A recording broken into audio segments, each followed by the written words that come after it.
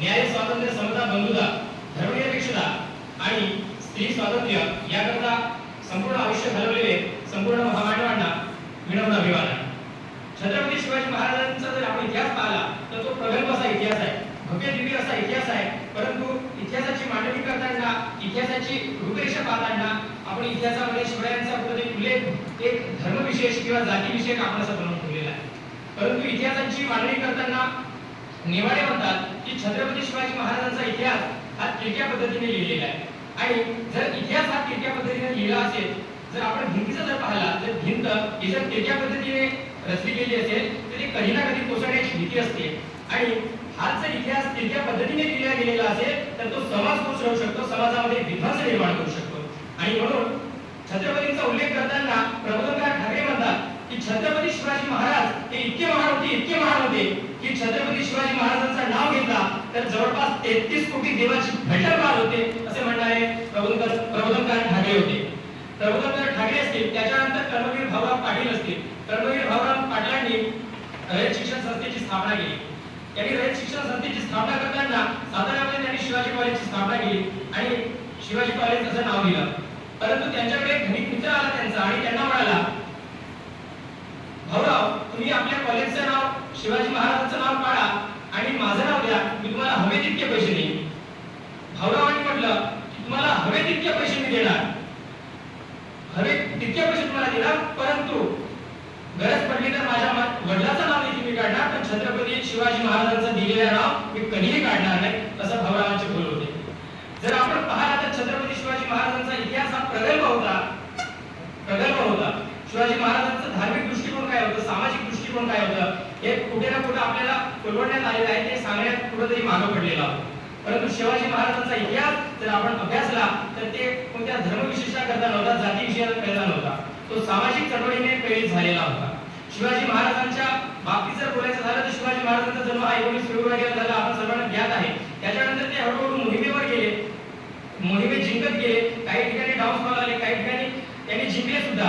परंतु जेव्हा छत्रपती शिवाजी महाराजांचा राज्याभिषेकाचा सोहळा आला तेव्हा प्रत्येक काशीच्या पंडितांनी म्हटलं की आम्ही शिवरायांचा राज्याभिषेक करणार नाही. तर का? तर शिवराय हे शूद्र आहेत आणि आम्ही शूद्रांचा राज्याभिषेक कधीही करू शकत नाही. आणि हे होत असताना मग अनेक कादंबकारी असतील, कीर्तनकार असतील, त्यांनी शिवाजी महाराजांचा उल्लेख करताना मग त्यांनी म्हटलं आहे की शिवाजी महाराज हे राजस्थानमधल्या उदयपूरच्या सिसोदिया घराण्याशी जोडले गेलेले आहे. परंतु तुम्हीच सांगा, छत्रपतींचा उल्लेख हा सिसोदिया घराण्याशी जोडणे योग्य आहे का? आणि जोडले असतील तरी विचार करा की शिवरायांचा जेव्हा इतिहास हा सिसोदियाशी जोडलेला असेल, महाराजांना शूद्र बोलले गेले असतील आणि त्यांचा संबंध हा सिसोदियासोबत जोडला गेला असेल, तर तुम्ही विचार करा राजस्थानमधले जे क्षत्रिय आहेत ते तरी क्षत्रिय कसे राहिले असतील. विचार करायला प्रश्न पडतो. आणि हा जो इतिहास आहे, इतिहास मागे सारण्याचा प्रयत्न केला जात असतो.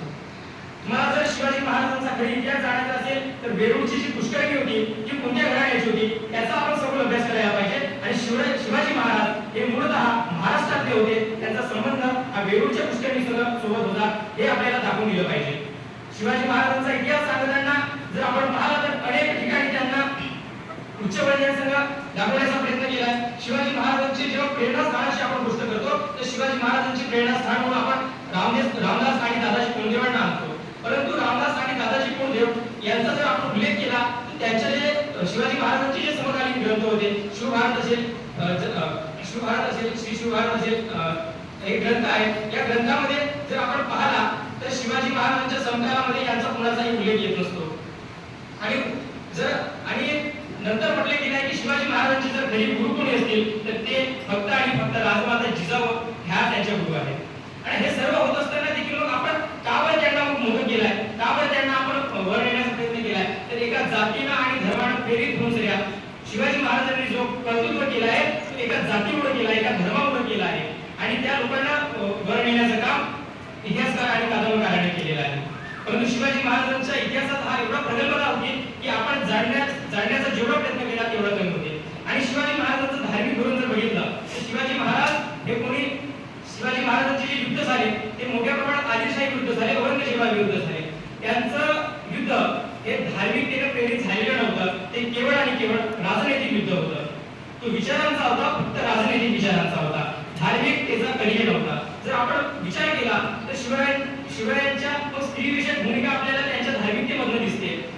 शिवाजी महाराज जेव्हा ते मोहिमांवर जात तेव्हा अनेक ज्या मोगल स्त्री आहेत त्या पडत आणि शिवाजी महाराज म्हणत महिलांना महिला असतील, महिलांमध्ये जर आपल्या शत्रूची आई असेल, बहीण असेल, इव्हन पत्नी देखील असेल तरी त्यांना हात लावू नये अशी त्यांची भूमिका होती.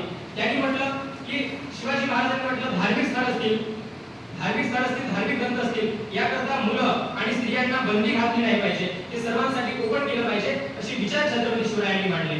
शिवरायांच्या बाबतीत जर बोलायचं झालं तर शिवराय एवढे प्रगल्भ होते, एवढे प्रगल्भ व्यक्तिमत्व होतं त्यांचं की 17व्या शतकातील हिंदू आणि मुस्लिमांचे दंगे ज्याला म्हणतो आपण आताच्या काळामध्ये, पण हिंदू मुस्लिमांचं ऐक्य घडवून आणण्याचं काम 17व्या शतकात जर कोणी केलं असेल तर छत्रपती शिवाजी महाराजांनी केलेलं आहे. छत्रपती शिवाजी महाराजांचा विचार हा प्रत्येकामध्ये रुजवण्याचं काम आपलं सर्वांचं आहे आणि त्यांच्या विचारांचा वारसा घेऊन आपण चालत आहोत आणि येणाऱ्या काळामध्ये नक्कीच आपण सर्वांनी त्यांचा विचार हा जनमानसापर्यंत पोहोचवण्याचं कार्य करावं. एवढंच नव्हे तर छत्रपती शिवाजी महाराज हे सर्वसामान्यांचे नेते होते आपल्याला माहित आहे आणि जेव्हा आपण त्यांना सिसोदिया घराण्याशी जोडलं गेलं तेव्हा आपण जर पाहिला त्यांच्यासाठी जे वेळ प्रसंगी मृत्यूलाही सामोरे गेले, त्यांच्यामध्ये असतील दादाजी कोंडदेव असतील, नेताजी पालकर असतील, त्याच्यानंतर शिवाजी महाल असतील, शिवा काशीद असतील, यांना सुद्धा मागे सारण्याचा प्रयत्न आपण केला. जेव्हा आपण त्यांच्या सिसोदिया घराण्याशी संपर्क जोडतो तेव्हा आपल्याला विचार करण्याला भाग पाडतं की आपण जेव्हा त्यांच्या सिसोदियाशी जोडतो कारण की ते पराक्रमी होते, शूर होते, पण तो पराक्रम, तो शूरता आपल्या माणसामध्ये नाही का? तो पराक्रम आपल्या माणसामध्ये नाही का? ते शूरता आपल्या माणसामध्ये नाही का?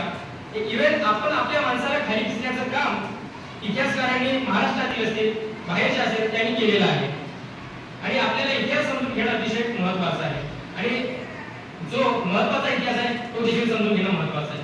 शिवाजी महाराजांच्या धार्मिक धोरण असेल, शिवाजी महाराजांचं शेतकऱ्यांविषयी धोरण असेल, त्यांचे जेव्हा युद्ध व्हायचे तेव्हा ते म्हणतात की युद्ध होत असताना शेतकऱ्याच्या देठाला देखील हात लागता कामा नये. लागलं तर त्यांची पुनर्रचना आपल्याला करून दिलं पाहिजे, त्यांना मोबदला दिला पाहिजे, हे विचार छत्रपती शिवरायांचे होते. जवळपास 17व्या शतकामध्ये एवढी प्रगल्भ बुद्धी ठेवणारे छत्रपती शिवाजी महाराज हे एकटेच राजे असावे असं मला वाटतं. कारण छत्रपती शिवाजी महाराजांनी जर पाहिला आताच्या सध्याच्या घडीमध्ये आपल्या देशामध्ये मोठ्या प्रमाणात साधन संपत्ती आहे, शेतकऱ्यांचा माल आहे, तरी आपण बाहेर देशातून आयात करतो, भारताच्या लोकांवर आयात बंदी लावतो आणि भारताचा माल बाहेर जात नाही. आता मग शिवाजी महाराजांनी असं कधी केलं नाही, योग्य मोबदला दिला, अतिरिक्त मालाला योग्य मोबदला दिला, तो खरेदी केला आणि त्या मोबदल्याला बाहेर परदेशात त्याने पाठवलं.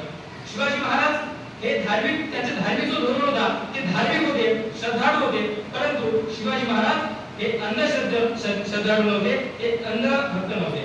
कारण जर आपण शिवाजी महाराजांचं पाहिला तर त्यांच्या धार्मिक धोरणाविषयी ते धार्मिकतेचे होते, त्यांना धर्म महत्वाचा होता, परंतु असं धर्म महत्वाचं नव्हतं की जो लोकांना मागे साडेल. म्हणजे ते राष्ट्रसंतांनी धर्माची व्याख्या करताना म्हटलं होते की जगी नांदती विभिन्न धर्मपरी सर्वाची एकच वर्म, विश्वधारणेचा मार्ग उत्तम सर्वधर्म तुझे. म्हणजेच काय तर धर्माची व्याख्या अशी असली पाहिजे की ज्यामध्ये सर्व समावेशक घटक समावेश झाला पाहिजे, ज्यामध्ये सर्वांचा विकास, सर्वांचा आधारभूत राहिला पाहिजे. शिवाजी महाराजांचं धार्मिक धोरण असताना ते कधी अंधश्रद्धाळू नव्हते. त्यांनी जवळपास अफाट किल्ले बांधले, परंतु कोणत्याही किल्ल्याचा वास्तू केला नाही, कोणत्याही किल्ल्याची सत्यनारायण केला नाही. जर आपण शिवाजी महाराजांचं पाहिला तर त्यांनी त्या काळामध्ये मोठ्या प्रमाणात सागरबंदी होती. आपण इतिहासामध्ये वाचलं असं सागरबंदी होती, सिंधुबंदी होती. सागरामध्ये जायला मागोपुढे माणसं करायची. त्या काळामध्ये शिवरायांनी नेव्हीची स्थापना केली, म्हणजेच काय तर जहाजाची स्थापना केली आणि पोर्तुगीजांना शेत देण्याचं काम छत्रपती शिवरायांनी केला. मोठ्या प्रमाणात किल्ले बांधले, अफाट किल्ले बांधले आणि ते आपण अंधश्रद्धेलाही मागे सारले. महाराजांजवळ एक व्यक्ती आला आणि महाराजांच्या मुलांचा जन्म झाला होता तेव्हा राजाराम महाराज, आणि महाराजांना म्हटले की महाराज तुमचा मुलगा पालता जन्माला आला, अपशकुन झालं.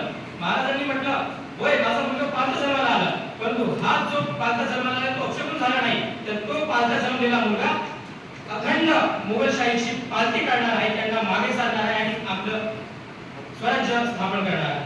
ही भावना छत्रपती शिवरायांची होती. शिवाजी महाराज हे सर्वसामान्यांचे नेते होते, सर्व बहुजनांचे नेते होते. शिवाजी महाराजांची आपण मोठ्या प्रमाणात तुलना जी आहे की नेपोलियनशी करतो, सिकंदरशी करतो.